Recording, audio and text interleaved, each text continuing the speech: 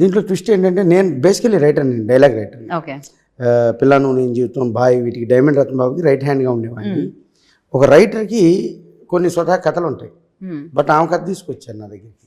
Okay. మరి అదే twist ఇక్కడ. అదే ఆ కథ నేను చేయాలి, నా కథను నేను చేయడం ఈజీ. సరే ఆ కథ విన్నాక లేదు నాలాంటి, లేకపోతే ఇప్పుడు ఏదన్నా ఒక 10 సినిమాలు చేసే కన్నా ఇలాంటి ఒక కథ చేయటం ఒక గ్రేట్గా ఫీల్ అయ్యానండి. విన్నంగానే గ్రేట్గా ఫీల్ అయ్యాను ఫస్ట్. ఓకే అమ్మ బాగుంది సబ్జెక్ట్, అయితే కొంచెం సినిమాటిక్ లిబర్టీ, సాంగ్స్ అని ఫైట్స్ అనేవి కూడా కమర్షియల్ ఎలిమెంట్స్ ఉండాలి. ఎందుకంటే మెసేజ్ అనేది ఉంటుంది, బట్ ఒక సెమీ ఆర్ట్ ఫార్మేట్లో ఇస్తే చెన్నై అయితే ఓకే మనకి ఇక్కడ వర్కౌట్ అవ్వదు, చేద్దాం అని ఒప్పుకుంటే మనం కలిసి చేద్దాం.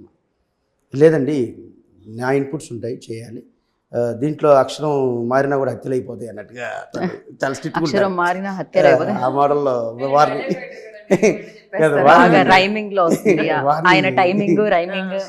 గట్టిగా వార్నింగ్ ఇచ్చారు. సరే ఇక అక్కడి నుంచి ఆ వార్నింగ్తో స్టార్ట్ అయిన మా వారు ఒక స్క్రిప్ట్ దశకి చేరుకుంది.